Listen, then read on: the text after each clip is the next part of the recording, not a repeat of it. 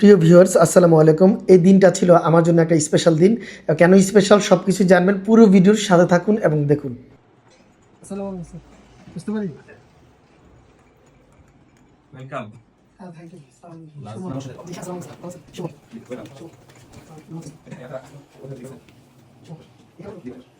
আজকে বিশেষ আমন্ত্রণে চলে আসলাম doctor Afzal Hossain school and college. কেন আসলাম, কী কারণে আসলাম, সব কিছু জানবেন, অবশ্যই জানবেন পুরো ভিডিওর সাথে। আসসালামু আলাইকুম,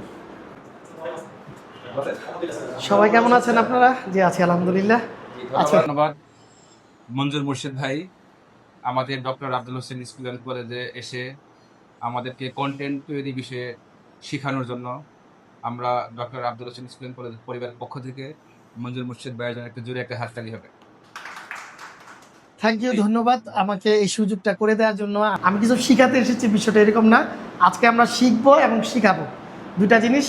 আর আশা করি আমাদের এই পুরো জার্নির সাথে আপনারা থাকবেন, আর আমার টাইম জার্নি সময়যাত্রার সাথে অবশ্যই থাকবেন।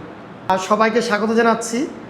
আমার মধ্যে একজন নগণ্য মানুষকে আপনারা ইনভাইট করে এনেছেন, এত বড় একটা প্রতিষ্ঠান। সেই প্রতিষ্ঠানের নাম হচ্ছে doctor Afzal Hossain school and college, Madanpur বন্দর।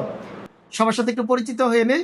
স্যার, আপনার নামটা প্লিজ। আমি একজন ছোট্ট কন্টেন্ট ক্রিয়েটর। উল্লেখ করার মতো তেমন কোনো অর্জন নেই, উল্লেখ করার মতো তেমন কিছুই করতে পারিনি। তবু doctor Afzal Hossain school and কলেজের নিমন্ত্রণে আজকে এসেছি রিসোর্স পার্সন হিসেবে।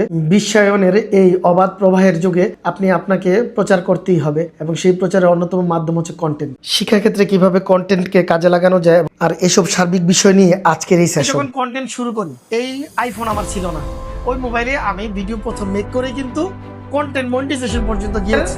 যেহেতু এটা এডুকেশন ইনস্টিটিউশন, আমরা তো আর যে বাজারে ভিডিও করব না, আমাদের ভিডিও করতে হবে আমাদের এই প্রতিষ্ঠানের।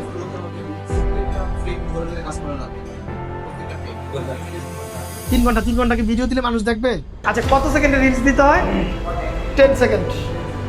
এই 5 মিনিটে কি কি ঘটতে যাচ্ছে সবগুলো আপনি এখানে এই 30 সেকেন্ডে নিয়ে আসবেন। কত মিনিট বলেন তো স্যার, কি করলে? আমার লাইফটাকে আমি ওই জায়গায় সেট করেছি যে আমার সীমিত সম্পদ দিয়ে ওর সময় ব্যবহার করতে হয়। সে তার সময়কে বিক্রি করছে না। স্যারের কাছে মাইক্রোফোন থাকবে, এক স্যারের কাছে মোবাইল থাকবে, আর আপনার মনে হয় বাজার গেলে কেউ আপনাদের বোকা দিবে না, খুশি হইব। আপনার এই ভিডিওটা যখন যাবে মানুষের কাছে, আরে ওই স্কুলে দিয়ে বাচ্চাদের বাজারে নিয়ে বাজার করাও শেখায়। জাপানের বাচ্চাদের কিভাবে রাস্তা পার হতে হয় শিখায়, কিভাবে বাসে উঠতে হয় শিখায়।